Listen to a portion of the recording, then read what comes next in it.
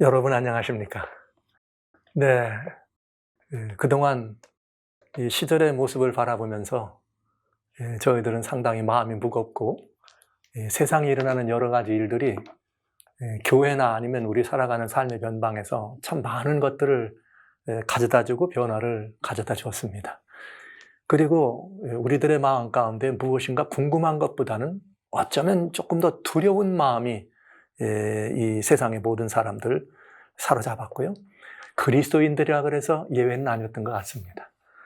이제 저는 여러분들과 같이 그런 모든 것들을 이제 한 번쯤 정리를 했기 때문에 이제는 우리들이 살 길과 갈 길을 알았다면 이제는 그 살 길과 갈 길에 대한 이야기들 가운데 매우 구체적인 부분들을 여러분하고 다룰 필요가 있다고 봅니다. 그래서 저는 이제 여러분들과 같이 몇 번에 걸쳐서 이 산적한 모든 문제에 대한 답으로 우리 예수 그리스도께서 우리 손에 쥐어졌던 이 모든 이 어둠의 이 주권자들이 세상을 장악하려고 할 때 그 어둠을 대항할 수 있는 하나님께서 우리들에게 주신 매우 중요한 비법들이 있어요. 그 비법 중에 가장 확실하고 가장 이렇게 우리 눈에 보이며 우리가 빨리 회복해야 될 급한 이런 하나님이 우리들에게 남겨주신 그 비법이 무엇인가, 그 성서 진리를 여러분하고 밝히는 시간을 가져보려고 합니다. 이 자리에 오신 것은 정말 잘하신 것입니다. 이 시간 함께 하신 것은 정말 의미 있는 일입니다. 그리고 분명히 우리들은 살고 가야 할 모든 길을 알게 되는 복된 시간을 갖게 될 것입니다. 향후 몇 번에 걸쳐 여러분들에게 제공될 것이고요. 제가 여러분과 나누려고 하는 이런 일은 무엇인가? 잊혀진 하나님의 날이다. 잊혀진 하나님의 날. 우리는 안식일이라는 말을 성경 속에서 쓰게 되죠. 성경 속에 좀 더 정확한 표현으로 말한다면 제7일 안식일이라고 하는 표현입니다. 제가 이 주제를, 이 성서진리 주제를 여러분과 같이 나눠야 되는 데는 매우 중요한 이유와 의미가 있습니다. 그것은 무엇인가? 하나님의 뜻을 위해서 하나님께서 이 땅에 하나님의 백성들을 그 뜻을 펼치는 이 도구로 우리들을 세우십니다. 구약에는 이스라엘이 있었고요. 신약에는 그리스도인들이 구약의 이스라엘과 함께 이 모든 이 하나님의 뜻을 펼치는 하나님의 빛된 도구로 세워지게 된 것이죠. 그래서 그들에게 하나님께서는 각종 다양한 성서 진리, 각종 다양한 하나님 말씀들을 위임하셨습니다. 그래서 에베소 3장에 주님 말씀하신 것처럼 하늘에 속한 각종 지혜를 우리들에게 맡겼다는 말을 주장할 수가 있게 되는 것이죠. 그 모든 것들 가운데 기독교가 서게 되면서 예수님의 십자가 이후에 서게 되면서 진실을 말씀드리자면 가장 오래된 기독교가 지금까지 이렇게 지켜오고 가지고 왔던 모든 가치들 중에서 어쩌면은 가장 오래된 어둠이라고 할까요? 아니면 거짓이라고 할까요? 아니면 속임수라고 할까요?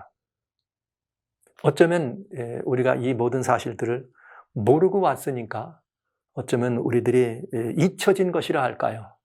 대단히 중요한 의미가 있겠습니다. 그래서 속았다면 밝혀야 되고 속였다면 회개해야 되고 어둠 속에 갇혔다면 빛으로 이 모든 것들을 들고 나와야 되지 않겠습니까?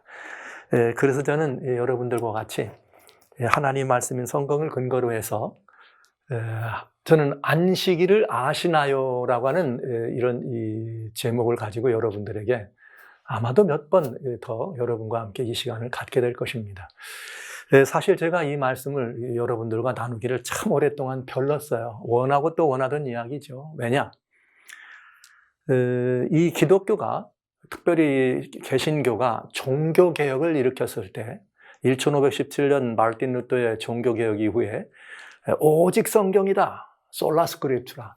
오직 믿음이다. 솔라 피데. 근데 이 오직 믿음이라고 하는 말을 근래에는 이제 이미 말씀드린 것처럼 구원의 다원론적인 구원관이 팽배하기 때문에 그냥 오직 믿음하면 개혁자들의 당시에 오직 믿음이라고 했던 그 믿음은 희석됩니다. 그래서 제가 오직 예수님이다.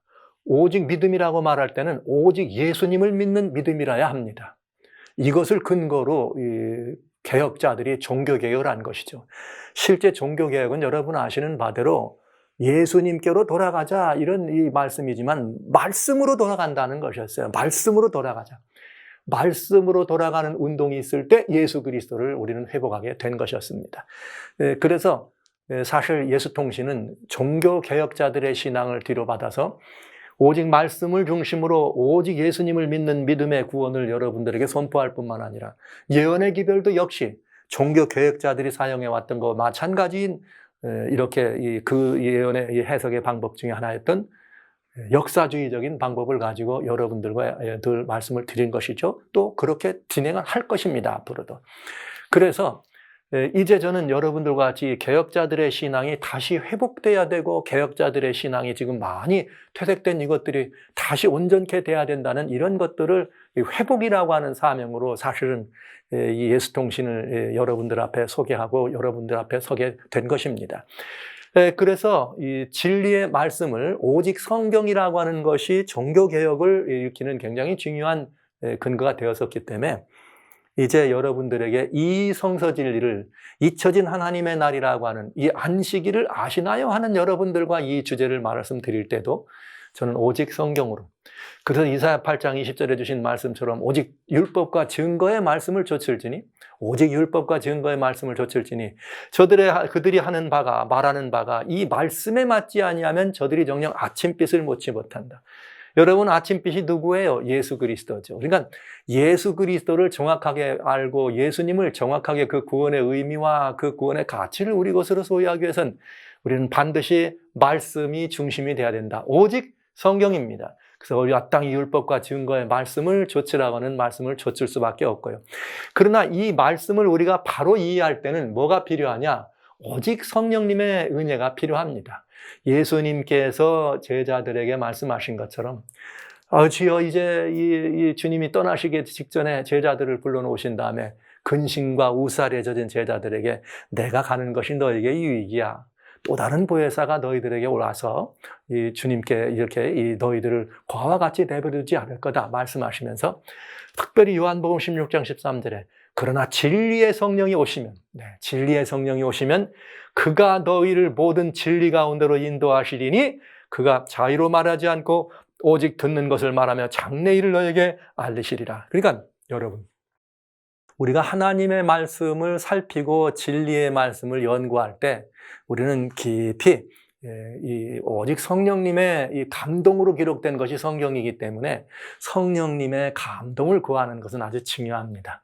그래서 제가 여러분과 같이 성서 진리를 회복하는 이 문제는 오로지 성경이 중심이 돼야 될 뿐만 아니라 그냥 단순한 성경이 아니라 성령님께서 조명해 주시는 진리의 성령이 조명되는, 그래서 그 성령으로 충만케 하고 그 성령이 우리를 이끄셔서 예수님께로 우리를 이끌어 주시는 그 방법대로 성경을 이해하고 살피면 실수함이 없겠습니다.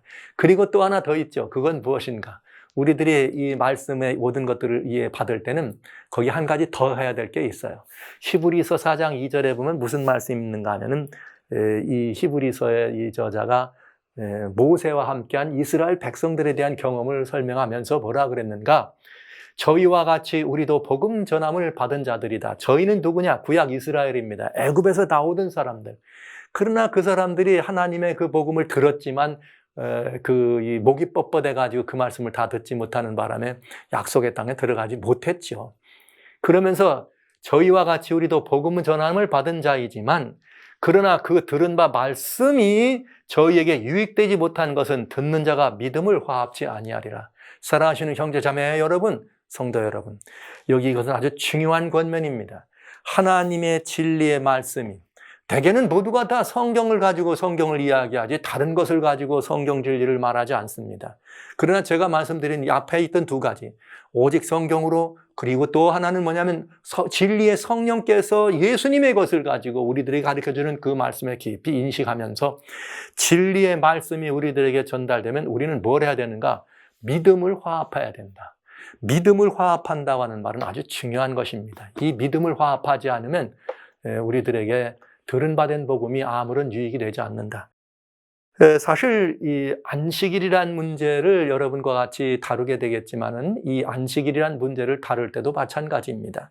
대개는 사람들이 뭘 따라보느냐면 이렇게 해요. 누가 성경의 어떤 부분을 얘기하면 누가 그 말을 하느냐? 얼마나 많은 사람들이 그 사실을 믿느냐? 이런 걸 봐요. 그리고 또 어떤 훌륭한 분이 그 모든 것들을 가르치는가? 이걸 따져요. 그러나 여러분, 아닙니다. 여러분, 우리들 가운데 이 신앙생활 오래 하신 분들도 또 그런 말을 해요. 어느 교단에 속했냐? 어느 교파의 사람이냐? 그 백그라운드가 뭐냐를 물어봅니다. 성경을 연구하는 사람들은 누구냐 뒤에 있는 걸 물어보지 않고 그가 하는 말이 성경 말씀에 맞는지 안 맞는지를 따지는 거예요. 그건 아주 중요한 이치입니다. 여러분, 왜 그런지 아세요? 만약에 오늘날 그리스도인들이 유대 사람들이 무슨 말을 한다 그러면 그 예수도 안 믿는 이렇게 말하고 거부할 것입니다. 그러나 여러분, 그래서 그 사람을 보고 거부했다면 사도 바울은 누굽니까? 유대인이었습니다. 베드로는 누굽니까? 유대인이었습니다. 유대인을 위하여 복음의 사도가 되었던, 이방인을 위하여 복음의 사도가 됐던 여러분, 바울이나 베드로는 다 유대인이었습니다. 그러나 그들이 유대인이라는 사실을 듣고 그 말을 거부했다면 오늘날 우리는 이런 복음을 가질 수가 없었습니다. 그러니 사랑하시는 형제, 자매 여러분, 성도 여러분, 어떤 성경을 연구하거나 같이 진리의 말씀을 강론하거나 함께 그 말씀을 같이 이해할 때는 말하는 사람이 누구냐를 보지 마시고 말하는 사람의 입으로 나오는 그 말씀이 성경인가 아닌가, 성경에 있는 말씀과 앞과 뒤와 장과 장을 대조해 봤더니 정확한가를 구분해 보시고 그 말씀을 듣는 것이 유익된 것이요, 그 말씀을 그때 온전히 그것이 성서와 일치한다면 그걸 믿음으로 영접하는 것이 우리들에게 유익되다는 사실을 여러분 꼭 알아주시기 바랍니다. 가끔 제가 이렇게 이 진리의 말씀을 증거할 때 그런 질문을 많이 받습니다. 이 백그라운드가 어딥니까? 신학은 어디서 했습니까? 저도 이 신학을 하고 이 성도님들을 섬기는 사역을 하고 선교지를 나가는 사역을 하고 다 사역을 했지만 요즘은 제가 이런 말씀을 드립니다. 우리는 우리 뒤에 얻는 어떤 교회가 아니라 이렇게 교권구원의 우상이 서고 있는 걸 바라보면서도 그런 이야기를 하는 어리석음을 저는 바라보면서 누가 말하느냐가 중요한 것이 아니라 그가 말하는 바가 마땅히 성경과 맞느냐가 중요하다는 말씀을 여러분들에게 드리는 것이에요. 여러분, 다시 말씀드립니다. 만약에 유대인이라는 이유로 예수님을 거부했다면 우리는 기독교도 없습니다. 유대인이란 이유로 바울을 거부했다면 여러분, 오늘 같은 이런 신앙 여러분 다 안 되겠죠? 여러분 마찬가지입니다. 여러분 진리의 말씀을 증거하는 그가 누구냐를 묻지 마시고 그 입에서 떨어지는 말씀이 과연 성경과 합당하고 일치하는가를 살펴보시기 바랍니다. 그리고 그 성경의 말씀이 성령으로 조명된 말씀이며 내가 정말 그 말씀을 믿음으로 따라갈 수밖에 없는 것인지를 확인해 보시기 바랍니다. 그래서 그 말씀을 증거하는 이가 어린아이든 아니면 우리 이 한국의 이 사람들은 좀 여인들이 무슨 말을 하게 되면 좀 왠지 이렇게 이 정서적으로 잘 이렇게 처음부터 신뢰하려고 하지 않는 그런 습성이 오랫동안 배태되어 왔어요. 그런 것들은 그리스도인으로서 옳은 일이 아닙니다. 얼마든지 여선지자도 있었습니다. 얼마든지 여러분 어린이들도 주의 말씀을 대언할 자격이 있고 가치가 있다는 말을 여러분들에게 알려드립니다. 그래서 저는 오직 믿음으로 주의 말씀을 살펴보면서 여러분들에게 이 닫혀진 하나님의 말씀, 오랫동안 기독교가 덮어놨던 진리의 말씀을 이제는 공개할 차례가 되었다. 왜냐하면 더 이상 이 사실을 늦추는 것은 제 자신에게는 직무유기예요. 하나님의 교회 기독교로 말하면 이건 대단한 잘못이라는 생각을 하면서 이 어둠 속에서 우리를 일어날 수 있는 이 시간을 갖기를 바라면서 이제 하나씩 진리의 말씀을 좀 여러분과 같이 변증해 보도록 하겠습니다. 먼저 잊혀진 하나님의 날 안식일에 관해서는 여러 가지 많은 질문들이 있습니다. 그 질문들은 뭐냐면 대별해서 안식일은 구약의 제도가 아닌가, 즉 유대인들에게만 주어진 것이 아니냐, 이런 이야기들을 대별해서 많이 하게 돼요. 그 다음에 두 번째, 안식일은 구약의 제도이기 때문에 그건 율법주의자들이 지키던 것이고 구약의 유대인들이 율법주의자이기 때문에 율법이었는데 예수님의 십자가 이후 기독교는 십자가의 종교요 부활의 종교이기 때문에 그 이후에 율법은 패한 것이 아니냐, 이런 질문들이 고로 이 안식일은 패했다. 자, 그 다음에 우리 기독교는 예수님의 부활을 기념해서 주일의 예배를 드린다. 그러니 이제 부활의 종교인 기독교는 안식일이 아니라 주일로 대체해야 되지 않느냐는 말씀.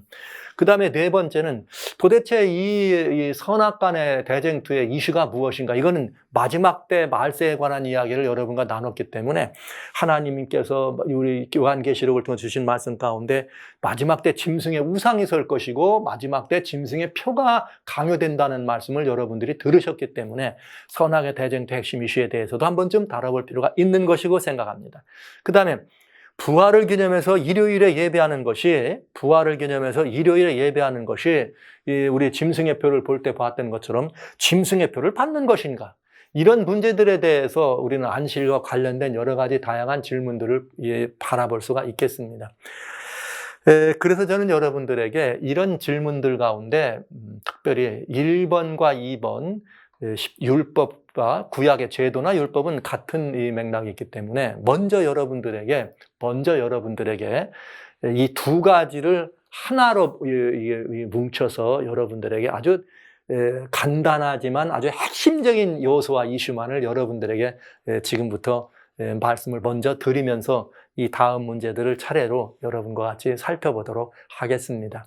이 대벌에서 안식일에 관련된 질문 이외에도 많이 있어요. 그러나 좀 성경을 많이 살피고 연구하시는 분들은 이런 문제들에 대해서 고민을 많이 하고 과연 어떻게 된 것인가 궁금해하시는 것을 많이 보았어요.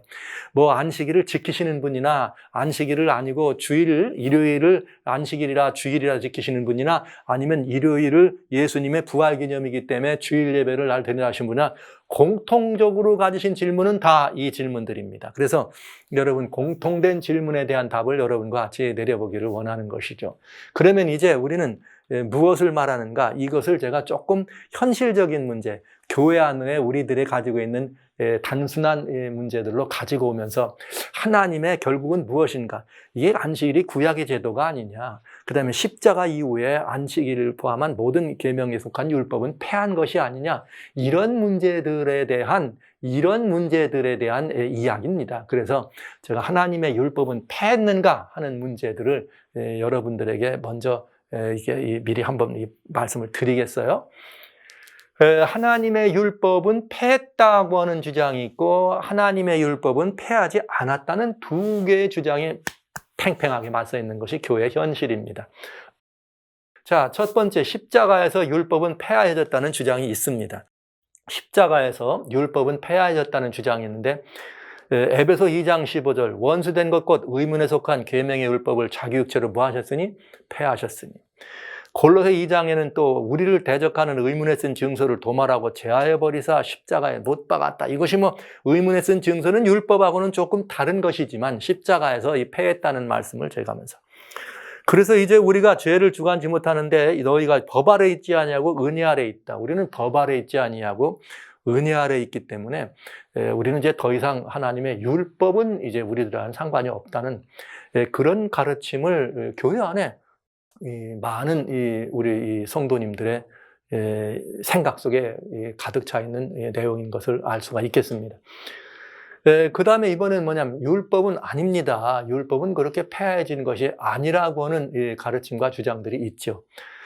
여기 율법은 폐한 것이 아니라고 하는 이 성경적 주장도 성경에 있는 것은 사실입니다. 예를 들면 예수님께서 마태복음 5장 17절로 18절에는 이 말씀을 대부분 율법은 폐하지 않았다고 하는 분들의 주장 속에 나와요. 내가 율법이나 선지자나 폐하러 온 줄로 생각하지 말라. 폐하러 온 것이 아니고 완전케 하려 합니다.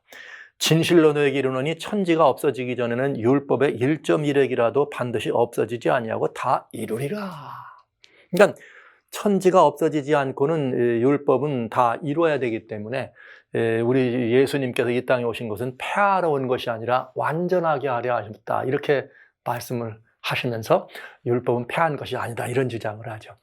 또 헷갈리는 일이지만 사도 바울은 아까 말씀했던 에베소 2장이나 또 이렇게 골로새서나 갈라디아서나 여러 부분에서 율법 문제에 대해서 그렇게 말씀하셨던 사도 바울 선생은 뭐라 했는가? 로마서 3장 31절에 그런즉 우리가 믿음으로 말미암아 율법을 폐하느냐? 그럴 수 없느니라. 이게 무슨 말이에요? 이 헷갈립니다. 그죠?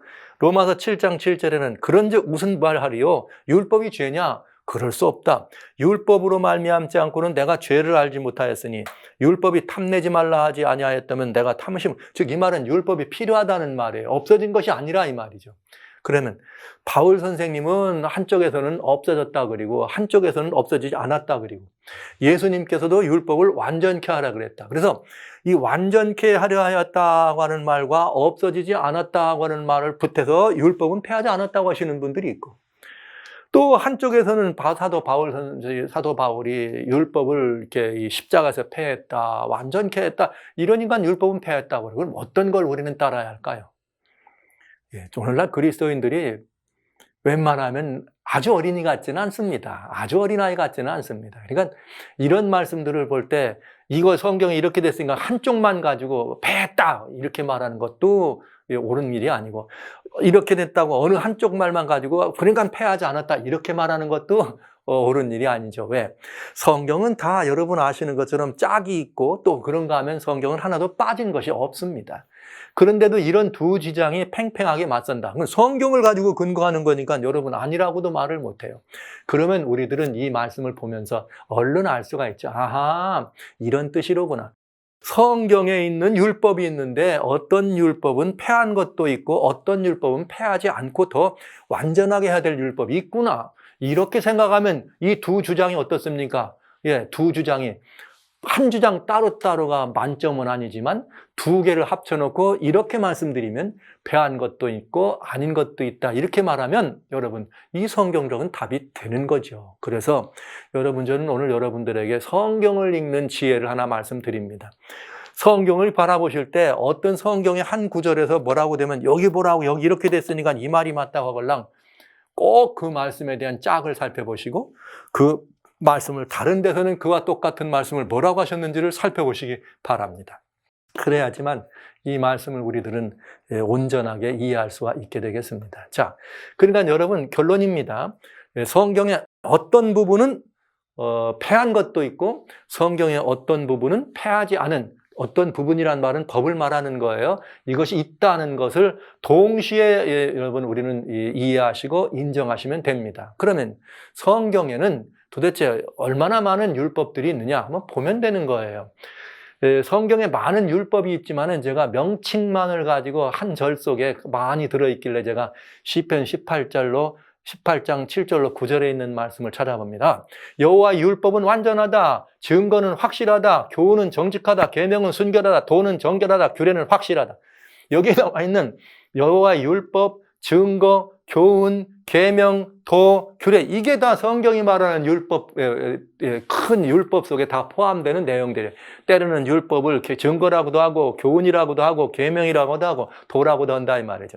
이런 말 표현 외에도 법이라고도 돼 있고 하나님의 명령으로 돼 있고 또 여러 법도들로 돼 있고 율례란 말도 돼 있습니다. 이런 모든 것들은 다 사실은 성경에 나오는 하나님의 율법이란 말에 통칭이다. 그런 그 율법적 통칭을 이렇게 여러 이 부분으로 설명하고 있다는 것을 알아두시면 되겠습니다. 그러면 성경의 율법들은 이런 것들이 있는데 이 성경의 율법에 나올 때는 성경의 그 율법들을 조금 구분해 볼 수 있어요. 어떻게 구분할 수 있는가? 율법을 우리에게 주신 시간적인 역사와 시간적인 관계 속에서 볼 수 있는 방법이 있고, 또 하나는 율법의 기능적 문제를 가지고 율법을 돌아볼 수가 있겠습니다. 그러면 이제 저희는 여러분들과 같이 시간과 기능을 동시에 합쳐서 여러분들과 살펴보는 시간을 가져보겠습니다. 성경에는 어떤 율법들이 있느냐? 아담과 하와가 죄를 범했습니다. 그 죄를 범했을 때 범죄하기 이전에 주셨던 법들이 있습니다. 그건 뭐냐면 여러분 아시는 것처럼 첫째, 창조의 법이에요. 창조 질서법. 이게 뭐냐? 창세기 1장에 보면은 여러분 창세기 1장 3절부터 주님께서 말씀하시기를 빛이 있으라 하신 다음에는 빛이 이제 낮을 주관하는 빛, 밤을 주관하는 빛, 땅과 물이 갈라져서 육지와 바다가 되게 하고 하늘의 궁창에서 위 하늘과 아래 하늘이 있고 태양계를 만드셔서 일자와 사시와 이 징조들을 이루는 이런 모든 것들은 다 무슨 법이에요? 우리는 이걸 이 내이처럴 러, 천연법이라고 하잖아요. 이거는 창조의 법이요. 모든 생명이 존재하는 생명체가 존재하는 뭐냐면 생명 존재의 법이에요. 존재의 법. 그 다음에 그 생명이 그 존재할 뿐만 아니라 생명이 여전히 잘 그대로 그 유지하고 살려면 이 질서법을 따라야 돼. 왜냐? 여러분, 이런 거예요. 우리가 한 100m쯤 되는 높은 하늘에서 그냥 떨어지면, 그건 떨어지면 뭐 하게 돼 있어요? 죽는 거죠. 그건 뭘 어기는 거예요? 우주적 질서, 이 창조의 질서법을 우리가 어긴 거예요.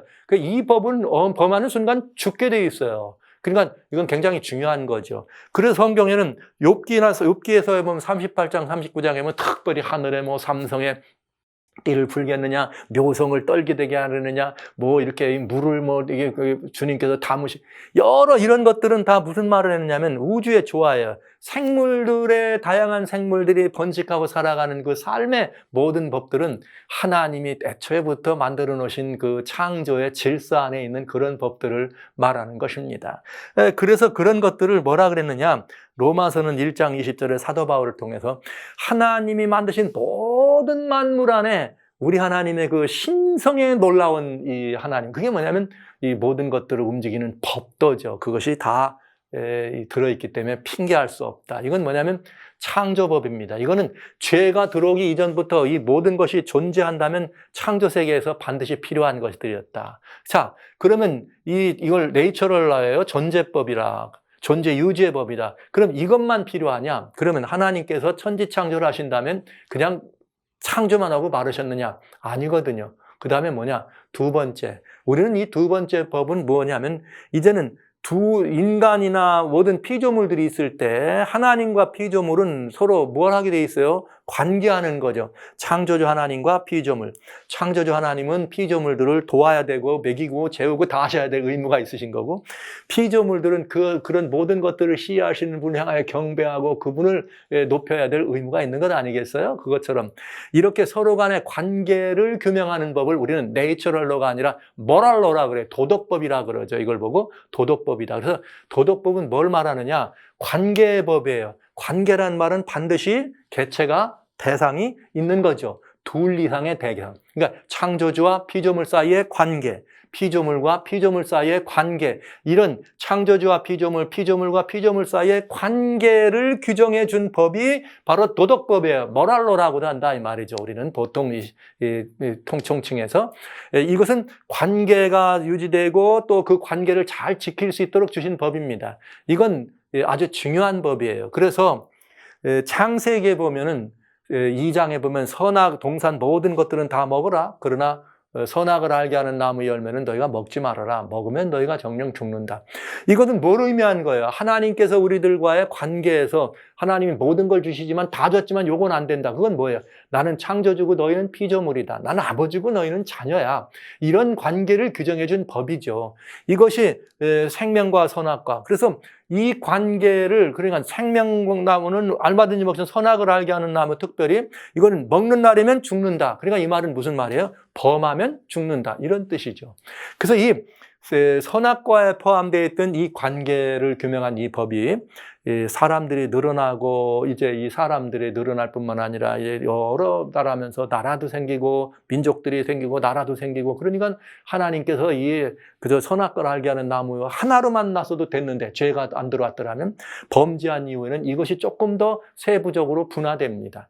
그래서 성경의 통칭에서 수많은 여러 가지 제목에 아까 말씀드린 여러 가지 다양한 법들이 있었지만 하나님께서 직접 친수로 관계를 규명해 주신 법을 기록해 줍니다. 이걸 우리는 십계명이라고 그래요. 이것은 뭐냐? 하나님께서 직접 친수로 기록한 것이에요. 그 십계명은 두 돌비로 줬어요. 하나는 뭐냐? 하나님과 우리 사이의 관계입니다. 너는 나 외에 다른 신 섬기지 마. 내 이름 망령되 일컬으면 안 돼. 너 우상 같은 거 만들지 마. 내가 너를 지었으니까 너는 나하고 관계 있잖아. 이 관계의 형성은 창조주와 하나님 사이를 말하는 거예요. 그러면서 너희는 안식일을 제7일 기억하여 거룩해. 왠지 알아? 내가 너희를 지었잖아. 그래서 안식일을 내가 너를 지었다고 하는 관계가 왜 성립됐는지를 설명해 주기 위해서 첫째 판에 4계명.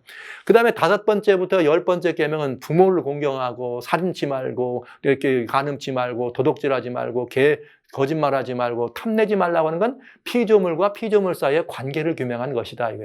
이건 관계도. 그래서 특별히 십계명은 하나님이 직접 돌판에 직접 기록해 준 것입니다. 이 관계의 법을 예수님이 오셔서 뭐라고 설명하셨느냐? 한쪽 돌판은 내 마음과 정성과 뜻과 온 힘을 다하여 하나님을 사랑하고, 하나는 뭐예요? 내 이웃을 내 몸같이 사랑하라. 사람 피조물과 피조물 사이는 사랑의 관계, 창조주와 피조물 사이도 무슨 관계? 전심을 다해서 하나님께 경배하는 사랑의 관계였다. 그래서 하나님은 이 십계명을 하나님의 언약궤 안에다 두어라 이렇게 말씀하셨고요. 죄란 무엇을 말하느냐? 바로 이 도덕법이에요. 하나님과 우리 사이의 관계를 어그러지게 하는 것, 피조물과 피조물 사이의 관계를 어그러지게 하는 이것이 바로 죄라는 것을 우리는 알게 되는 것이죠. 자, 이것이 창조하셔서 죄가 이 땅에 들어오기 전에 있었던 법입니다. 죄가 들어오기 전에 있었던 법, 창조 질서법과 도덕법, 관계를 규명한 법. 그런데 불행하게도 인간이 하나님과의 관계를 깨뜨렸어요. 그래서 관계를 깨뜨리는 게 뭐예요? 이 법을 지키지 않는 것이 죄라고요. 관계를 깨뜨리면 하나님과의 관계가 없기 때문에 인간은 죄의 삭신, 사망을 당할 수밖에 없는 것이죠. 그러나 하나님께서 죽을 수밖에 없는 인생들을 위해서 하나님은 사랑이시라. 사랑은 뭐냐?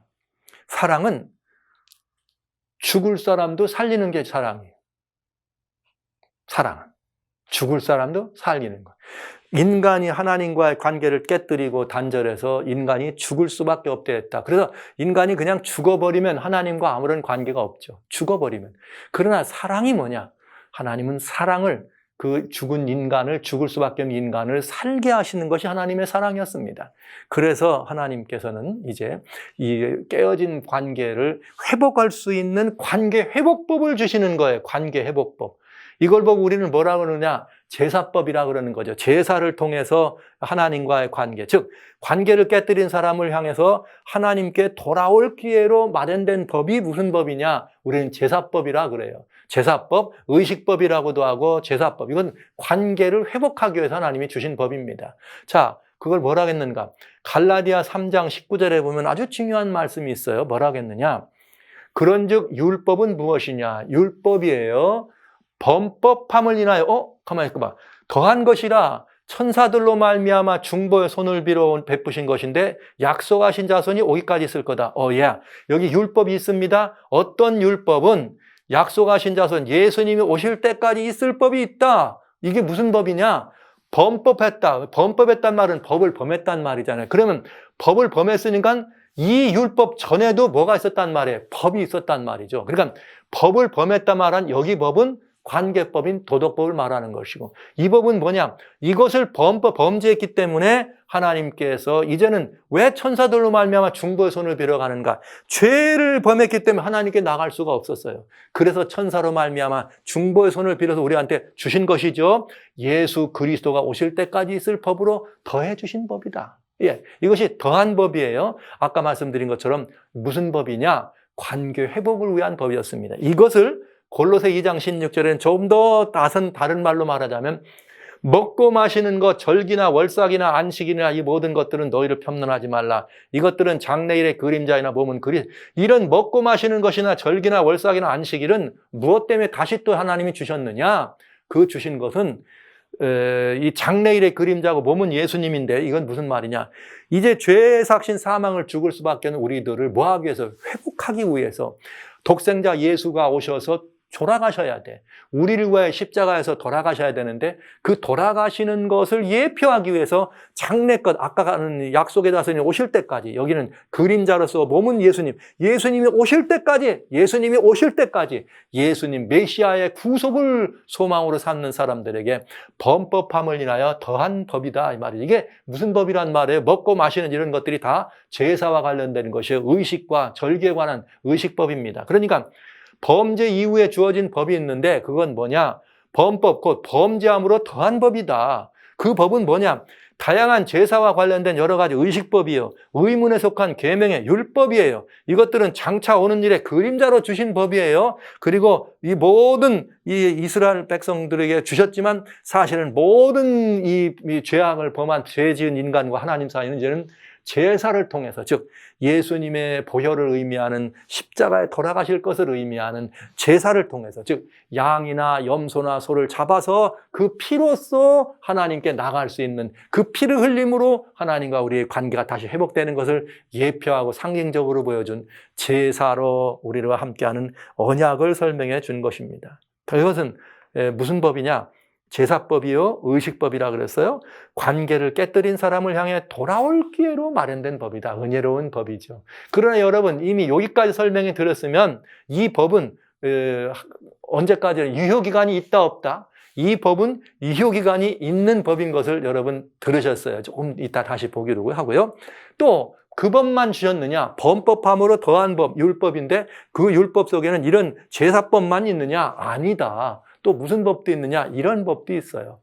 여러분, 범죄함으로 말미암아서 여러분 대대적인 격변이 일어났어요. 노아 홍수가 임했습니다. 노아 홍수가 임함으로 말미암아서 지구에 대대적 격변이 일어나고 춥고 덥고 또 뭐 이런 여러 가지 다양한 이런 모습들이 생겨났어요. 사람들의 삶의 이런 형편들이, 하늘에 있던 우주에 있던 모든 물들이 정말 쏟아지는 바람에 지구의 환경이 완전히 바꿔지게 됐죠. 그때 하나님께서 뭘 또 주셨느냐?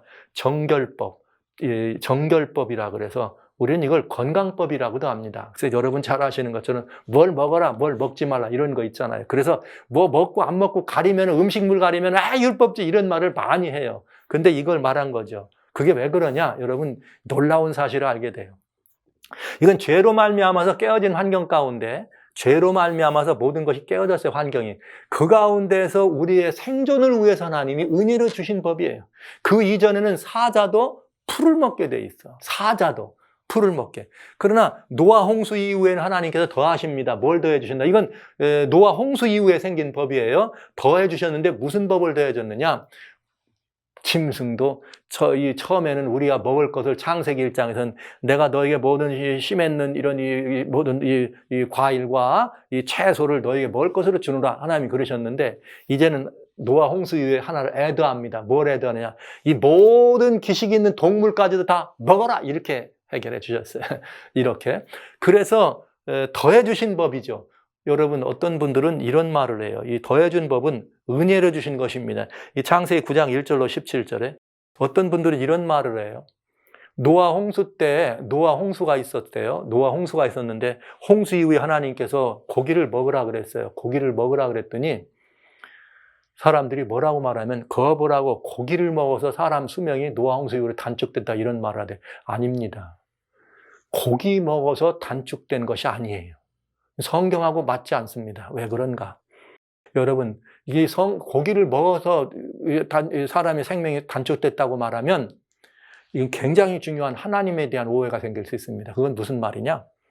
마치 범죄한 너희들 사는데 너 이거 먹고 빨리 죽어라. 하나님이 그래서 주셨다 이 말 아닙니까? 고기를 먹어서 빨리 죽는다는 말은 이거 먹고 빨리 죽어라 이 말로 받아들여질 수 있잖아요. 하나님에 대해. 그러니까 하나님이 사랑 맞는가? 차라리 그냥 정리하시지 왜 그냥 빨리빨리 먹고 수명 단축해. 그러니까 여러분, 그런 이해는 옳은 이해가 아니다. 분명히 말씀드립니다. 그런데 하나님께서는 먹으라고는 주셨지만 어떻게 먹는 법을 알려주셨어요. 어떻게. 피채 먹지 말아라. 기름과 그 내장은 먹지 말아라. 이것은 먹지 말라고. 그래서 여러분, 고기를 먹어서 일찍 죽는 것이 아니라 먹으라는 방법대로 안 먹었기 때문에 건강에 무리가 되거나 수명은 단축될 수 있는 것입니다. 그러니까 여러분, 대단히 중요한 의미라는 걸 생각해 주시고요. 그래서 좀 더 구체적으로 레위기 11장과 여기 신명기 14장에는 이것을 정한 것과 부정한 것을 이야기하면서 이제는 정결의 법으로, 성결의 법으로 이것을 애드해서 우리들에게 일러주십니다. 어떤 것은 먹고 어떤 것은 먹지 말라.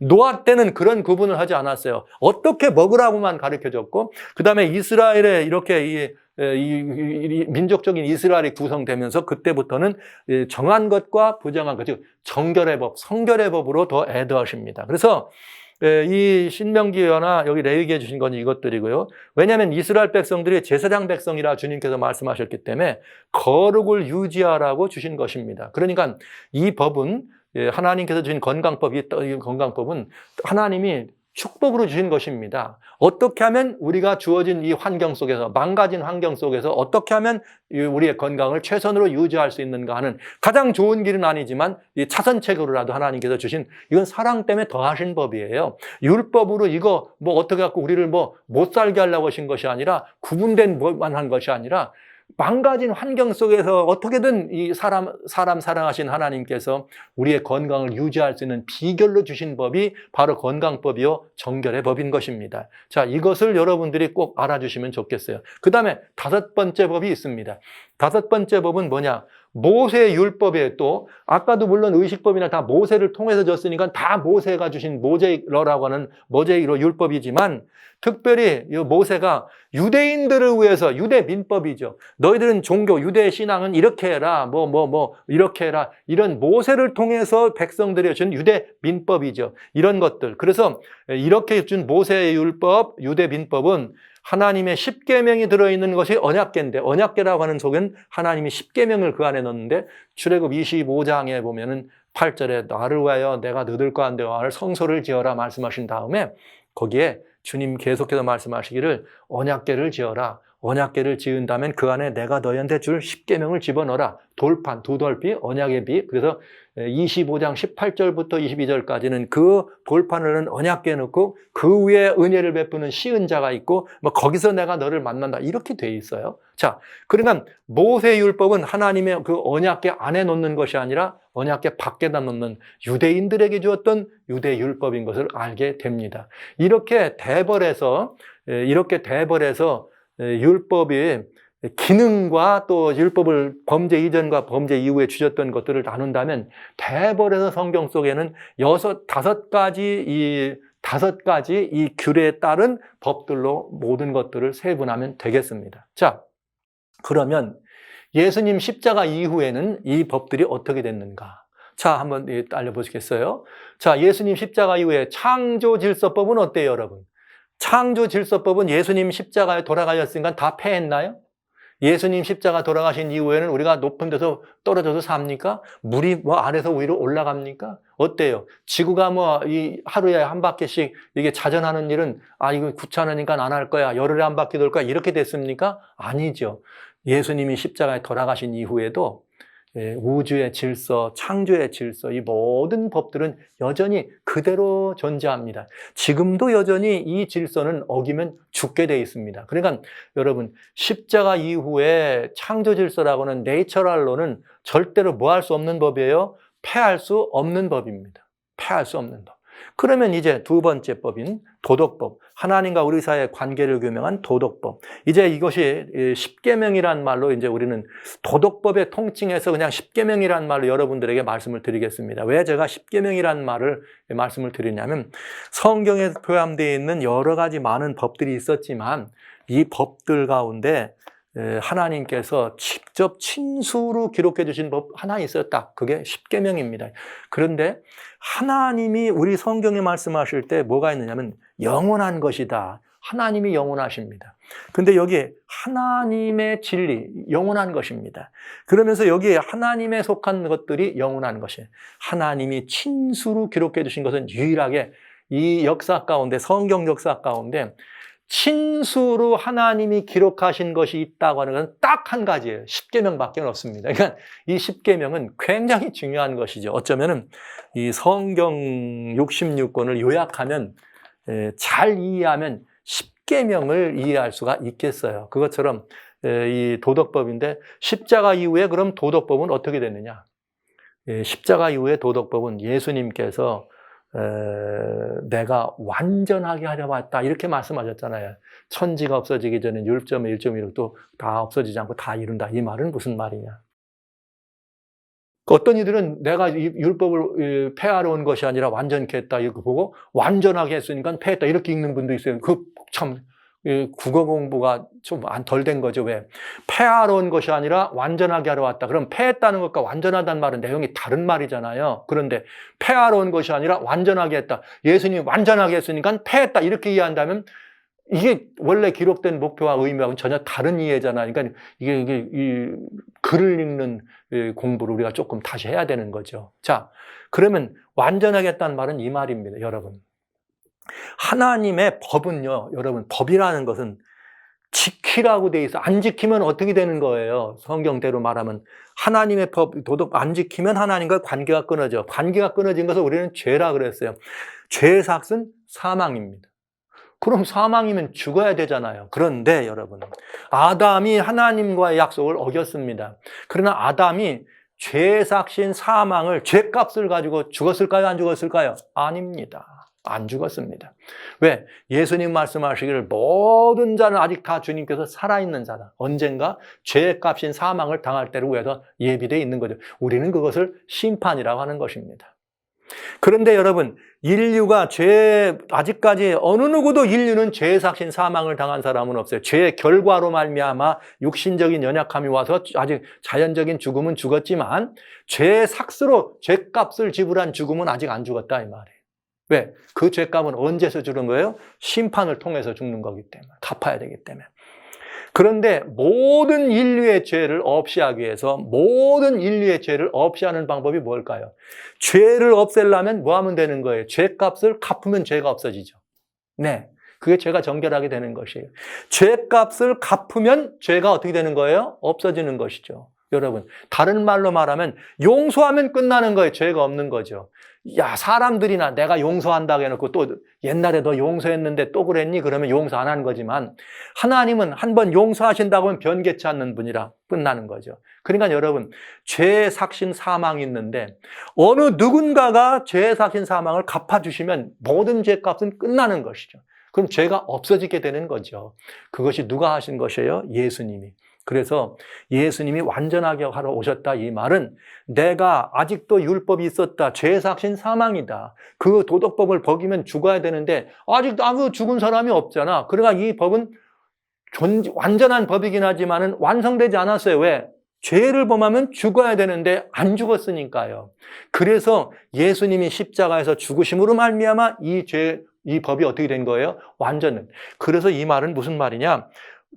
마태복음 5장 17절로 18절에 내가 폐하러 온 것이 아니라 완전하게 왔다 이 말은 너희가 죄값인 사망을 죽어야 되지만 너희가 죽게 하면 안 되기 때문에 내가 와서 죄의 삭인 사망을 갚을 거야. 내가 죄의 삭인 사망을 갚아주면 이 법이 완전하게 되는 거야. 이제 우주간에 완벽한 법이 되는 거야. 이 말씀을 하신 거예요. 여러분, 이건 굉장히 중요한 이 하나님의 은혜와 사랑의 이 법이요 사랑의 말씀인 것을 우리는 알게 됩니다. 누가복음 20장에 이런 말씀이 있습니다. 하나님은 죽은 자의 하나님이 아니요 산 자의 하나님이시라. 하나님에게는 모든 사람이 살았느니라. 아담이 예수님이 하신 말씀이에요. 누가복음 20장 여기 38절. 아담이 여러분 우리 보기엔 죽어 있지만 예수님 오셨을 때 아직 죽지 않았어요. 잠시 뭐 하는 거예요? 자고 있는 거예요. 왜요?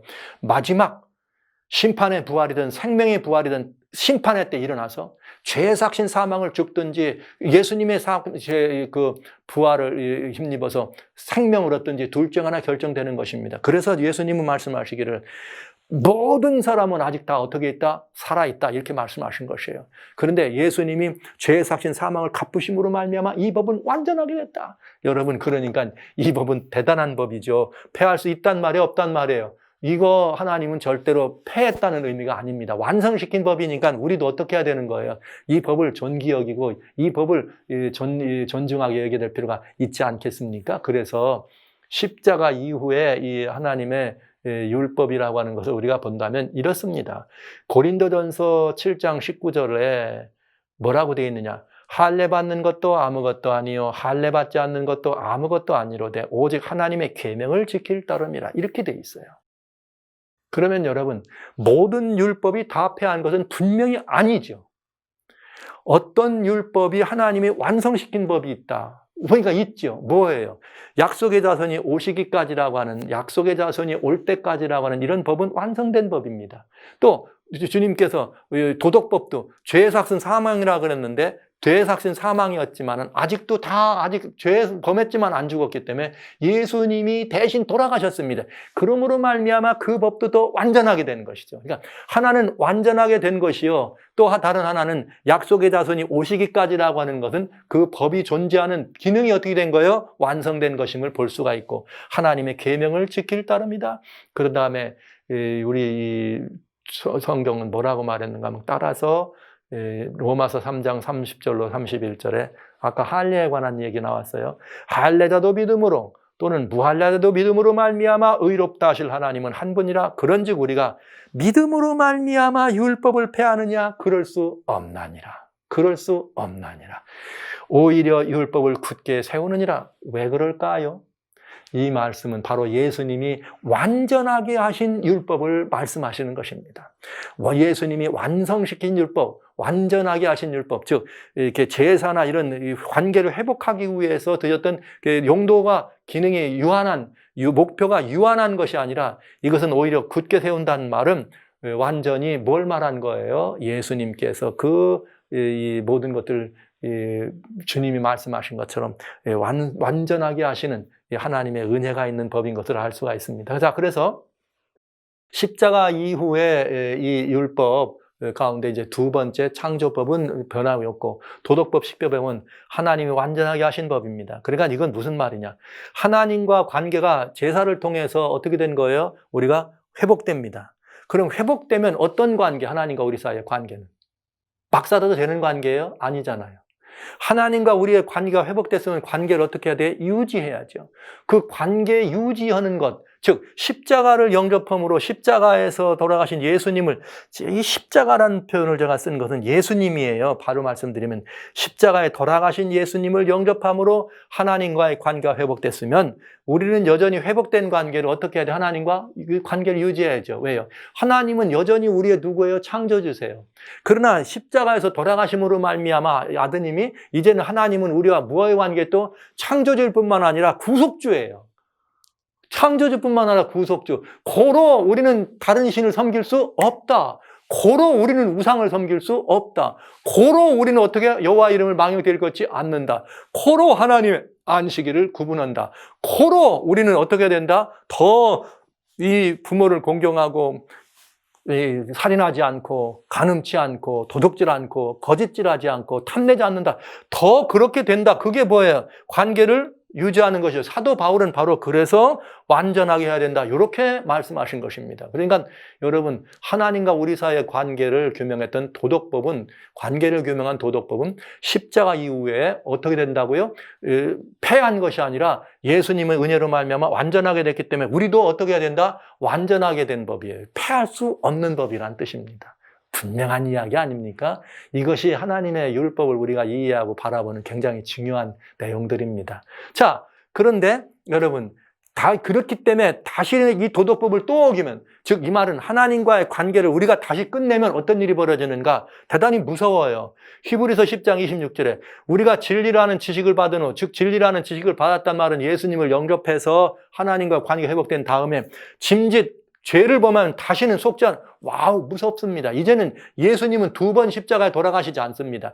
한 번이면 족합니다. 그러니까 여러분, 한 번 회복된 관계를 어떻게 하면 안 돼요? 다시 깨뜨리면 안 된다, 이 말이에요. 그래서 하나님의 선한 말씀과 내세의 능력을 맛보고 타락한 자들은 다시는 새롭게 하여 회개케 할 수 없나니, 이는 뭐냐? 자기가 하나님의 아들을 다시 십자가에 못 박아 현저히 욕보임이라. 그러니까 여러분, 매우 중요한 거예요. 하나님께서 우리 모든 인류에게 공변된 복음으로 한 번의 기회를 주신 것입니다. 하나님과의 관계를 온전히 회복하도록. 그래서 우리가 그 하나님과의 관계가 회복되면은 어떻게 하는 거예요? 그 관계를 여전히 유지해야 된다는 거죠. 그 관계를 깨뜨리면 다시는 십자가가 다시 속죄의 공적을 우리한테 적용할 수 없다, 이 말입니다. 두려운 이야기죠. 이제 어떤 분들은 이 말씀을 하면, 그럼 예수를 영접하고 한 번도 다시 죄를 지면 안 되겠네, 이렇게 걱정하시는 분인데, 여기서 말씀하신 이 문제는 뭐냐면 하나님과의 관계를 깨뜨리는 거예요. 즉 다른 신을 섬긴다든지 우상으로 돌아간다든지 이런 말씀을 드리는 거죠. 그러니까 여러분, 우리가 이 죄에 대해서 법에 대해서 좀 아실 필요가 있어요. 자, 그래서 이 도덕법, 관계를 깨면은 그건 다시는 안 됩니다. 이 말은 관계법은 어떻단 말이에요? 이 말은 관계법은 여전히 십자가 이후에도 어떻게 된다는 거예요? 존재한다는 말이에요. 폐할 수 없다는 말이에요. 그러나 여러분, 관계 회복을 위해서 주신 법이 제사법이라 그랬죠. 관계를 회복시켜 주려고, 하나님을 떠난 우리들에게.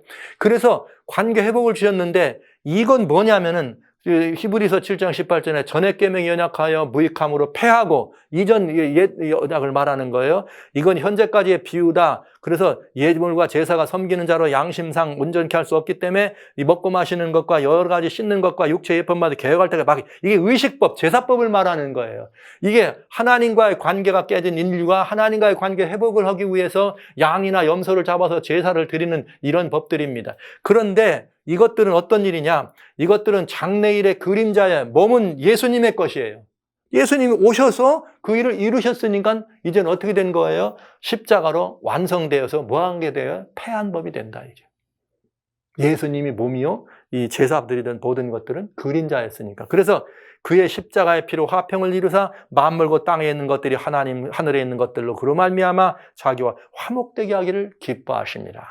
그러니까 이 하나님과 우리 사이를 어떻게 해요? 화목되게, 관계를 화목되게 회복해 놓고 난 다음엔 그것이 예수님의 십자가 역할 아니었습니까? 돌아가심. 그 다음에는 그 돌아가실 것을 예표로 줬던 다양한 죄사에 관련된 그런 피 흘림이나 피로 나가는 일이나 이런 모든 것들은 예수님이 단번에 들이셨기 때문에 이제는 다 어떻게 된 거예요? 끝난 것이다. 그래서 십자가에서 완성됐기 때문에 패한 법이 되겠습니다. 자, 그러면 이제 네 번째는 뭐예요? 정결법, 건강법이죠. 요거는 은혜와 축복을 위해서 주신 거라고 그랬어요, 여러분. 이 건강법을 주신 것은 첫 번째는 건강으로 주셨어요. 자, 보시죠. 아까 잠깐 말씀드렸지만 창세기 9장에 무릇 산동물은 너희의 식물이 된다. 채소같이 내가 이것을 다 너희에게 주노라. 하나님이 고기를 주셨어요. 먹으라고. 그러나 먹는 방법을 읽어줬어요. 그러나 고기를 그 생명되는 피채는 먹지 말라. 그러니까 여러분, 고기 먹어서 일찍 죽는 거 아니에요. 고기를 하나님이 먹으라는 방법대로 안 먹기 때문에 이 병이 오고 다양한 이런 것들이 오는 거죠. 그러니까 이게 단어 하나 사이지만 대단히 중요한 의미가 있다는 걸 꼭 기억하시기 바랍니다. 그래서 이 지독한 율법주의자 그러면 옛날에 바리새인, 막 유대인 이런 말 하잖아요. 여러분, 그때 제사장들은 고기 무지 먹었습니다. 제사장들이 다 오래 살았습니다. 고기 많이 먹어서 죽는다는 말은 그건 옳은 말이 아니에요. 왜? 하나님이 고기 때문에 일찍 죽으라고 하면 하나님을 잘못 아는 분들이 하는 얘기예요. 먹으라는 방법대로 안 먹으면 그 방법대로 안 먹었기 때문에 몸에 질병이 생겨서 다 생명이 단축될 수는 있습니다. 오늘날 현대인들이 육식을 피해야 되는 이유는 단순한 육식이 아닙니다. 성경대로 먹으면 괜찮습니다. 성경대로 먹지 않기 때문에. 그리고 오늘날 육식은 뭐 여러 가지 다양한 이런 무슨 약품이나 이런 것들이 있으니까요. 그러나 정결법은 건강만 준 것이 아니라 정결한 성품을 위해서 너는 너희 하나님 여호와 되려고 너희를 애굽에서 인도해냈다. 그러니까 내가 거룩하니 너희도 거룩하라. 너희도 거룩해야 되니까 부정한 건 먹지 말라 하면서 레위기에서 먹을 수 있는 것과 먹지 못할 것. 먹을 수 있는 건 정결한 것이요. 먹지 못할 건 부정한 것이다. 그래서 우리는 성결의 법 혹은 정결의 법이다 이렇게 씁니다. 왜? 하나님의 거룩하심처럼 우리도 거룩하라고 주신 법이다. 그러니까 여러분 이건 굉장히 중요한 의미가 되겠죠. 출애굽 왜냐하면은 너희가 내게 대하여 제사장 나라가 되고 제사장 나라가 된다. 그래서 제사장 나라가 돼야 된다 그랬으니까 이건 뭘 말하는 거예요? 제사장으로서 우리들이 정결하게 해야 될 필요가 있다. 그래서 정결법은 따르면 축복이 되는 법입니다. 그런데 성도 여러분, 이 시대를 살아가는 그리스도인들은 이 법을 따라야 될까요? 말아야 될까요? 따르면 축복이 되는 법입니다. 십자가 예수님 돌아가시고 안 돌아가시고 상관없이 이거는 우주적 질서가 파괴되고 환경이 망가졌기 때문에 생긴 우리들에게 주신 법이기 때문에 따르면 축복이 됩니다. 그리고 정결의 법도 마찬가지예요. 왜요? 베드로전서 2장 5절에 우리가 어떻게 돼요? 신령한 집으로 세워지고 그리스도로 말미암아 하나님의 기쁘게 받을 신령한 제사를 드릴 거룩한 뭐가 되라 우리들 보고 제사장이 될지니라. 그러니까 여러분, 제사장이란 말은 이 하나님과 우리 사이의 관계에서 이 세상과의 관계에서 이 중보자란 뜻이거든요. 그들이 거룩한 성품을 유지하라 이런 뜻입니다. 그러니까 여러분, 여전히 정한 것과 부정한 것은 있습니다. 그러니까 먹으라는 것을 먹고 먹지 말라는 것을 먹지 않으면 하나님께서 주신 우리의 정결한 이런 것들. 그래서 하나님 말씀하시기를 하나님의 뜻은 이것이니 너희의 거룩함이라. 우리가 거룩한 백성, 하나님께서 구분된 백성, 하나님과 따로 떨어지는 백성. 이러니까 하나님이 뭐라고 했는가? 내 몸이 곧 성전이라고 안 했습니까? 고린도전서 3장 16절에 내 몸이 성전이니까 성전을 더럽히는 자는 하나님 뭐라고 했는가? 반드시 이 하나님이 벌하신다 그랬어요. 그러니까 이 성전을 거룩하게 하기 위해서 이 법을 어떻게 하면 따르면 축복이 되는 법입니다. 그러니까 정결법은, 건강법은 폐한 법이 아니다 이렇게 보시면 되겠어요. 그 다음에 모세율법, 유대민법들. 유대민법들은 여러분 보시는 것처럼 모세의 법은 유대 사람들이 유대민법이니까 이건 뭐예요? 유대인들이 따르는 것이죠. 여러분 우리는 한국법을 따르고 미국 사람은 미국법을 따르고 영국 사람은 영국법을 따르는 거예요. 호주 사람은 호주법을 따르고 그 따르는 그 나라에 있는 그 민법이니까 다 다르지 않겠어요? 그러니까 여러분 5번째 모세율법은 모세의 법은 유대인들의 법이다. 그러니까 이거는 모든 그리스도인들에게 보편되게 준 법은 아니다 하는 것을 알 수가 있습니다. 자, 그리고 그 법은 여러분 아시는 것처럼 언약궤 밖에다 두었던 법이었다. 오로지 하나 성경에는 율법의 기록자가 있는데 모세가 대부분 모든 율법을 모세오경 속에 되어 있잖아요. 그러나 딱 한 분 더 있습니다. 물론 모세 이후에 여호수아도 뭐 이렇게 이 율법을 반포하고 그러나 그 기록된 것은 하나님이 있습니다. 하나님은 직접 친수로 하나님의 계명을 만들어 주신 것이죠. 그래서 이제 우리들 그리스도인과 하나님의 계명은 그럼 이제 어떻게 되는가? 이제 이 답이 분명해지잖아요. 그래서 이게 참 희한한 일이지만 대단히 중요한 의미가 있는 이 모습을 여러분 보셔야 될 것 같아요. 아시는 것처럼 요한계시록은 예수님 십자가 이후에 요한을 통해 주신 것이요. 그리스도인들이 이제 먼 영원한 시대까지 이르러서 거쳐야 될 그리스도인들의 경험들이 기록된 글입니다. 그때에 요한계시록 11장 19절에 이제 계시록에 대해서는 비밀의 문 요한계시록을 여러분 보시면 자세히 들어있어요. 여러분 꼭 한번 찾아보시기 바랍니다. 하늘에 있는 하나님의 성전이 열리니 성전 안에 하나님의 언약궤가 보이더라. 여러분 하늘에 성전이 있습니다. 모세가 광야에서 성막을 만들고 지을 때 하늘에서 모형으로 보여주신 것을 보고 그대로 만들었습니다. 그런데 그 성전 안에 하나님의 뭐가 있어요? 언약궤가 있더라. 여러분 그럼 언약궤라고 하는 말은 뭐가 담기는 그릇이다? 십계명을 담는 그릇이 언약궤입니다. 그러니까 여러분 하나님의 언약궤가 하늘에서 아직도 모세가 요한이 봤더니 있다는 말은 여전히 뭐가 있는 거예요? 십계명이 들어있는 거죠. 그런데 여러분 그 이 십계명이 하늘에 언약궤가 있다는 말은 십계명이 이허다는 말씀을 우리는 볼 수가 있는 거죠. 그 다음에 보시죠. 또 여기 뭐라고 되어 있는가? 계시록 12장 17절에는 인류 역사의 마지막 싸움이 거대한 용과 하나님의 백성과의 마지막 대쟁투가 일어납니다. 예수님 오시기 전에. 그때 무슨 일이 있느냐? 용이 사단이 여자에게 분노에 돌아가서 여자의 남은 자손이 탄생하죠. 즉 이 여자는 하나님의 참된 교회예요. 옛날에 구약 때는 메시아를 탄생시키기 위해서 애썼던 교회, 그리고 신약 때 들어와서는 중세의 핍박을 피해서 광야로 도망갔던 여자 교회. 그 다음에 여기 나오는 세 번째 여자는 누군가? 이 여자는 누구냐? 여자의 남은 자손을 남겼습니다. 여자의 남은 자손이란 마지막 때 이제 하나님의 편에 서 있는 진실된 하나님의 교회. 근데 그 하나님의 진실된 하나님의 자손들이 뭘 가졌느냐? 하나님의 계명을 가졌다 이렇게 돼 있어요. 하나님의 계명을 가졌다. 여러분 이게 무슨 계명일까요?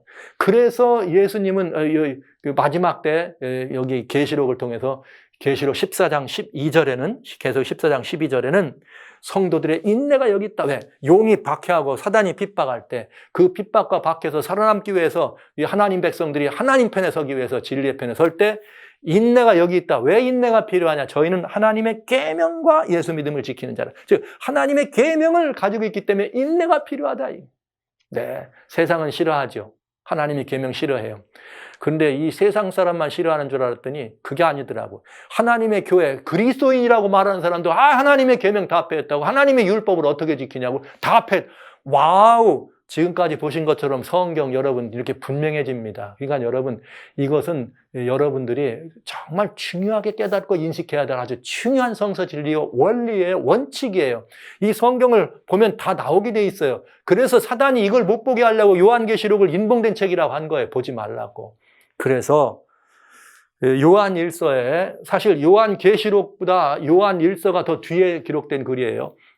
사도 요한이 요한일서 5장 2절로 3절에 자 그러면 우리가 하나님을 사랑하라는 것이 하나님의 계명이라 이렇게 얘기했잖아요. 우리 말씀하실 때. 이 계명은 이제 다 사랑으로 끝났다. 그 사랑으로 끝나 맞아요. 사랑이 뭘까요? 사랑이 뭡니까? 사랑이라고 하는 것이 뭐예요? 이 성경은 이렇게 말해요.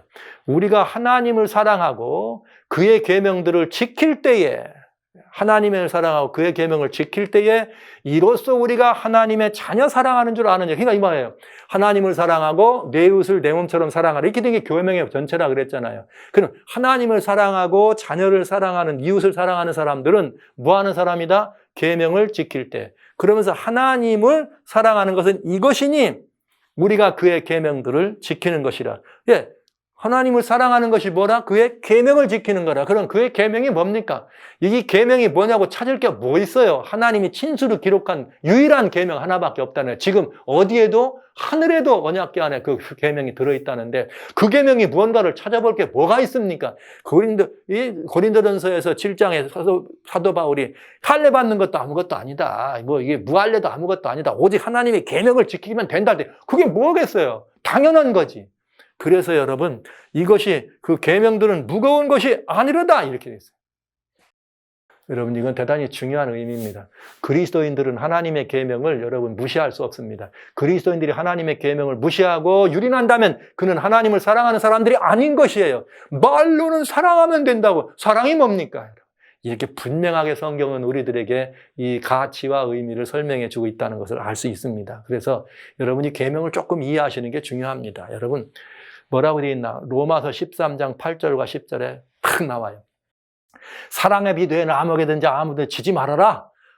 남을 사랑하는 자는 율법을 다 이루었다. 남을 사랑하는 자는 율법을 이루었다. 어떤 율법을 이뤘느냐? 남이 인간관계예요. 그 인간관계에서 그 율법을 다 이룬 거다. 어떻게 이루냐? 가늠 말라, 살인 말라, 도둑질 말라, 탐내지 말라. 이게 10계명 아닙니까? 부모 공경은 당연한 거니까 안 내는 거죠. 10계명 중에서 피조물과 피조물 사이의 관계를 규명한 부분이죠.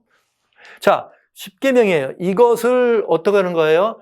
사랑하는 사람은 이걸 다 이룬 것이라 그랬어요. 그러면서 내 이웃을 내 자신과 같이 사랑하라 하신 그 말씀 가운데 다 들었다. 이 말이 맞잖아요.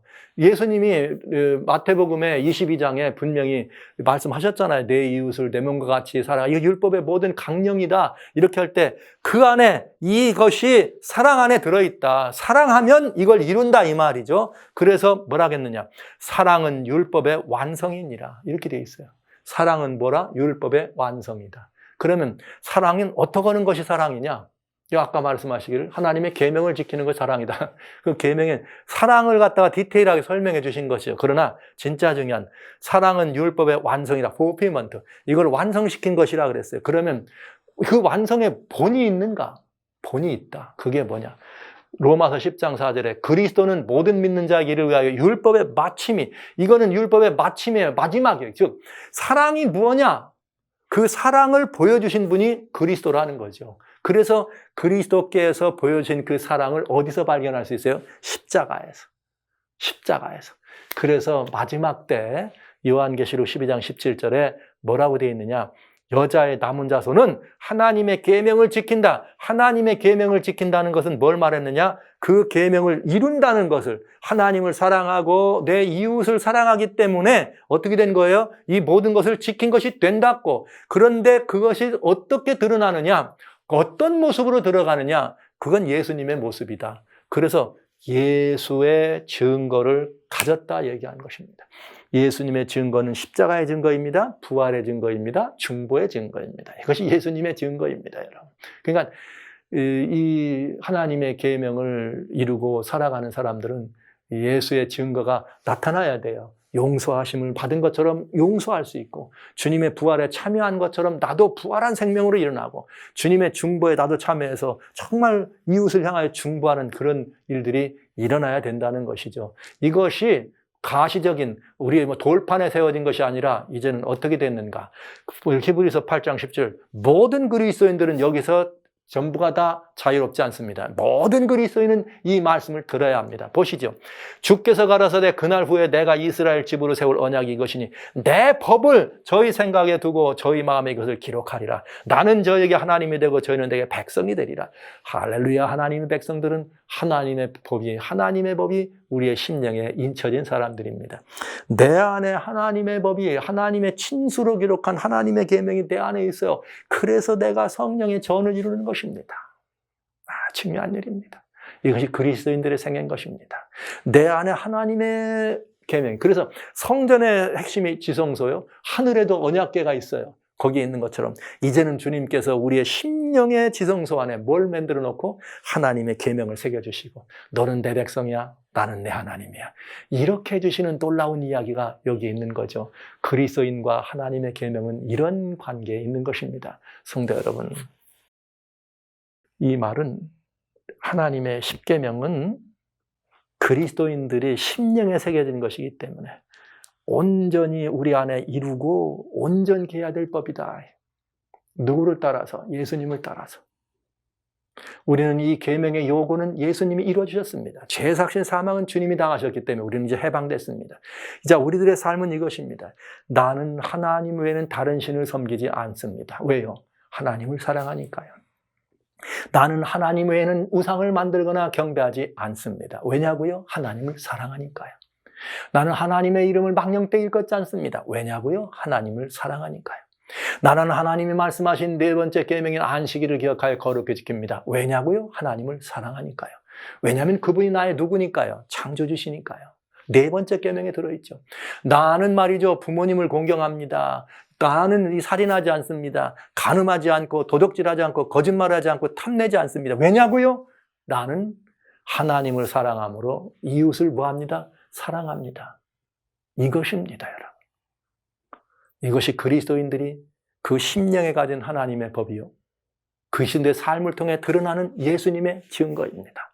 누가 그걸 완성시켰는가? 예수 그리스도가 이 땅에 오셔서 그걸 완성시킨 거죠. 이것이 그리스도인과 하나님의 계명과의 관계에 있는 것이겠습니다. 십계명은 지키는 것이 아니고요, 우리의 삶을 통해 이루는 것입니다. 여러분이 살아가는 삶을 다 요약해보면 그게 다 뭐냐? 십계명이 될 수 있어요. 여러분들이 다 그렇게 사시는 거, 이 관계를 잘 이렇게 요원하고 잘 이해 안 하셨기 때문에 그렇지, 여러분 잘 따져보세요. 하나님 사랑하는 게 뭔가? 나 하나님 사랑하니까 이거 다 적어보세요. 그럼 뭐가 되나? 십계명이 되는 거죠. 그럴 때 여러분은 그 십계명을 어떻게 하는 거예요? 이룬 것이요, 온전케 하신 것이죠. 성령께서 함께하지 않고는 그런 삶을 살기가 쉽지 않겠죠. 그래서 여러분, 우리가 성령의 요구를, 성령을 따라서 살 때 우리는 육체의 욕심을 이루지 않는다는 말씀을 이루게 되는 것입니다. 십계명은 이루고 온전하게 해야 될 하나님의 법입니다. 그런데 여기 이런 말이 있습니다. 요한계시록 22장입니다. 14절에. 이게 새하늘과 새 땅에 이루어졌을 때 얘기예요. 그 두루마기를 빠는 자들은 복이 있다. 이는 저희가 생명나무에 나아가며 문을 통하여 성에 들어갈 권리를 얻으려 함이로다. 두루마기를 빠는 자는 복이 있다. 이렇게 돼 있어요. 그 말을 킹제임스 버전이에요. Blessed are they that do his commandment. 여기 뭐라고요? 복이 있다. 누가 복이 있느냐? 하나님의 계명을 지키는 자는 복이 있다. 이렇게 돼 있어요. 그러니까 성도 여러분, 여기 지킨다는 말은 아까 말씀드린 것처럼 이룬다. 우리들의 삶이 그렇다. 여러분 말씀드리는 것처럼. 오늘 저는 여러분들에게 아주 중요한 말씀을 드렸습니다. 성경 속에는 하나님의 다양한 명칭이 들어있는 율법이 들어있다. 다양한 율법들이 들어있는데 그 율법들은 그 율법을 주신 목적이 다르고 그 율법들이 주어진 시기도 달랐다. 그런데 시기대로 따르면 범죄 이전이 있고 범죄 이후가 있다. 그런 것을 여러 번 말씀드렸고요. 그 다음에 범죄 이전에 있는 이 창조 질서와 도덕법이 있고 범죄 이후에 회복을 위한 의식법, 제사법과 건강과 이 성결을 위한 성결법이 있고 모세가 준 민법이 있었다. 그러면 예수님 십자가 이후에는 어떤 것들은 이 관계 회복을 위해서 줬던 모든 것들은 다 정리가 될 것이고요. 그러나 망가진 환경 때문에 지었던 정결법이나 건강법은 따르면 축복이 되는 거니까 여러분 따라보세요. 축복이 되는 거죠. 오늘날은 더군다나 과학이 발달되니까 성경대로 살면 더 건강해진다는 건 이미 다 알려진 얘기 아닙니까, 여러분? 그러니까 애써서 부정하려고 하지 마세요. 진짜 그리스도인이면 애써서 부정하려고 하지 마세요. 유대 민법을 따르는 게 아니라 우리가 소속된 나라의 법을 따르는 사람들이죠. 그러나 나라의 법과 하나님의 법이 상충되면 우리는 누구 법을 따를 것인가? 저는 하나님의 법을 따르겠습니다. 여러분들은 어떻게 하실랍니까? 상위법인 하나님의 법을 따르는 것이 그리스도인이라고 생각합니다. 자, 그래서 이 결과는 어디에 있느냐? 왜 그럴 수밖에 없는가? 지금 하늘에도 하나님의 언약궤가 있다, 이 성전에. 그리고 하나님께서 마지막 시대를 살아가는 사람들에게 하나님의 계명과 예수의 증거를 가진 사람이라 그랬다. 이 환난과 풍파가 목서올 때 하나님의 계명과 예수의 믿음으로 이것을 이겨나가라. 이것이 하나님의 권면 아닙니까? 그러면 하나님의 계명은 무엇이냐? 답은 분명해집니다. 그건 하나님이 친수로 기록한 십계명 외에 다른 법을 어찌 우리가 생각하겠습니까? 그것은 우리가 사랑함으로 그 모든 일을 이룰 수 있다. 이렇게 말씀드리면서 여기 이렇게 그 두루마리를 빠는 자들, 하나님의 말씀을 이루는 자들은 생명나무의 권세, 나갈 수 있는 권세를 이루는 자다. 이렇게 우리는 알게 되겠습니다. 성경의 다양한 계명과 율법과 증거와 이런 규례들에 대한 이야기를 제가 일목요연하게 짧은 시간 동안 여러분에게 말씀드렸어요. 자, 이제 이렇게 해서 안식일에 관한 질문들이었던 안식일은 구약의 제도냐, 십자가 이후에 율법은 폐하는 것인가 하는 이 두 가지 문제를 다뤘습니다. 이 두 가지 문제를 다 다뤘고, 이제 우리는 기독교의 주일에 대해서 왜 우리는 주일을 또 이렇게 또 순종하고 따르는가, 이 문제를 여러분하고 같이 다뤄보도록 하겠습니다. 그 다음에 차례차례 다룰 건데, 그러나 오늘 여러분 답을 내리셔야 돼요. 여러분, 십계명은 폐할 수 없는 법이었다. 이건 영원한 법이었다. 하나님이 친수로 기록한 법이다. 하늘에도 있고 우리 심령에도 있고, 예수님 새하늘과 새 땅에서도 그 하나님의 계명을 따른 자들에겐 복이 있음을 예비한 것이다. 그러면 십계명 속에 있는 안식일은 어떻게 됐다고 생각하세요? 그렇죠? 그럼 이 말씀까지 드렸으면 여러분은 이미 다 답을 아신 거예요. 십계명이 폐할 수 없고 영원히 존속되는 거고, 그 안에 있는 안식일이란, 그럼 여러분 뭘 말하는 거예요? 폐할 수 있을까요? 어떻게 할까요? 근데 여러분 이 안식일 지키십니까? 만약 이 안식일이 뭔지 모르시나요? 그렇다면 우리는 알아야 합니다. 이 안식일이 무슨 의미가 있는가? 이 안식일이 뭘 의미하는가? 이걸 내가 지금 어떻게 하고 있는가? 오늘 내가 지금 주일 예배를 드리고 주일 주님을 섬기는 것이 안식일을 구분하는 것인가? 이 문제는 한번 따져봐야 되지 않겠어요? 성경에 분명히 변개하지 못한 하나님의 은혜가 있는 것을 보았는데, 그래서 여러분 이 문제에 대해서는 다음 시간에 여러분들과 함께 자세히 살펴보겠습니다. 마지막 말씀 그래도 하나 더 드릴 거예요. 여러분, 이 성경 진리를 여러분에게 공개하는데, 여러분 목사님은 이제 이렇게 말씀드리니까, 아이고, 목사님은 안식계 목사님, 이거 묻고 싶으신 거죠. 그러니까 이 문제를 말한다.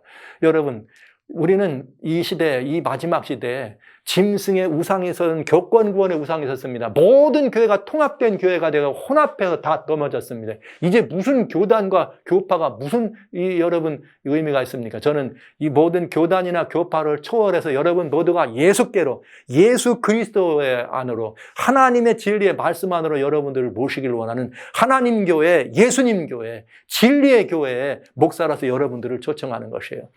예수통신은 어느 교단이나 교파나 어떤 것들을 전하거나 그것들을 사람들을 나누기 위해서 여러분들에게 주님의 보이스가 돼서 말씀을 증거하는 사람들이 아닙니다. 그러니까 그런 말씀은 여러분 질문도 하지 말아. 지금 또 좋은 질문도 아니고요. 또 그런 것들에 대한 어떤 마음들은 이제는 다 내려놓으시고, 이 말씀이 성경하고 맞느냐 하는 말씀만 여러분들이 기억하시면 참 좋겠습니다.